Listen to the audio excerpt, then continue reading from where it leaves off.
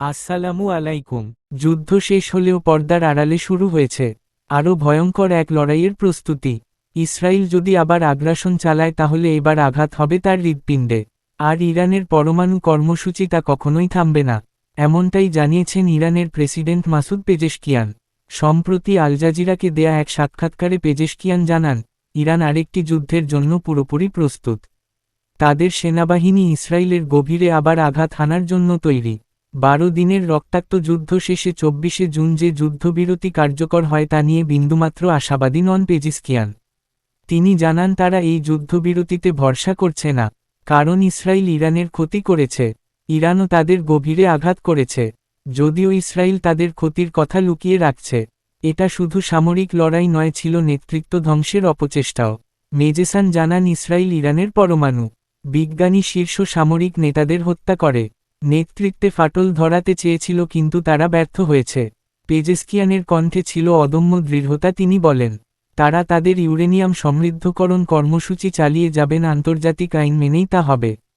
এদিকে ট্রাম্পের বক্তব্য ছিল ইরান যেন পরমাণু অস্ত্র না বানায়, কিন্তু পেজেশকিয়ানের উত্তর স্পষ্ট, আর তা হল ইরান নিজেও পরমাণু অস্ত্রের বিরোধী। এটি তাদের রাজনৈতিক, ধর্মীয় ও কৌশলগত অবস্থান। তবে তাদের ক্ষমতা শুধু স্থাপনাগুলোতে নয়, তাদের বিজ্ঞানীদের মস্তিষ্কেই তা লুকানো আছে। তিনি বলেন, কূটনীতি ইরানের পছন্দ, তবে তা হবে পারস্পরিক সম্মানের ভিত্তিতে। ইরান চুক্তির পথে যেতে চায়, কিন্তু কোন হুমকি কিংবা চাপে নয়। এছাড়াও এই সাক্ষাৎকারে পেজেশকিয়ান এক বিস্ফোরক তথ্য প্রকাশ করেন। 15ই জুন তেহরানের জাতীয় নিরাপত্তা পরিষদের এক বৈঠকে তার উপর হামলা চালানো হয়। তিনি জানান, এটি ছিল ইরানের রাজনৈতিক নেতৃত্বকে নিশ্চিহ্ন করে, দেশকে অস্থির করার পরিকল্পনা। কিন্তু ইসরায়েল ব্যর্থ হয়েছে। তবে কাতারে অবস্থিত আমেরিকার আল উদাইদ ঘাঁটিতে ইরানের প্রতিশোধমূলক হামলা নিয়ে তিনি স্পষ্ট করেন, তারা কাতারকে নয়, কাতারে থাকা মার্কিন ঘাঁটিকে আক্রমণ করেছে। এছাড়াও তিনি জানান, তিনি সেদিনই কাতারের আমিরকে ফোনে বুঝিয়ে বলেছেন তাদের কাতারের প্রতি কোন শত্রুতা নেই। এ বিষয়ে ইরানের পররাষ্ট্রমন্ত্রী আব্বাস আরাকচি জানান, ইরানের পরমাণু কর্মসূচি নিয়ে কোন ভুল বোঝাবুঝির অবকাশ নেই। তারা আইএইএর সঙ্গে সহযোগিতা বন্ধ করেনি।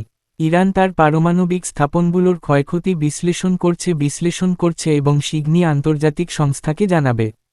এদিকে আসছে শুক্রবার তুরস্কের ফ্রান্স, জার্মানি ও যুক্তরাজ্যের সঙ্গে ইরানের উচ্চ পর্যায়ের বৈঠক হতে যাচ্ছে। এ যেন ইঙ্গিত, কূটনীতির পথ এখনও পুরোপুরি বন্ধ হয়নি।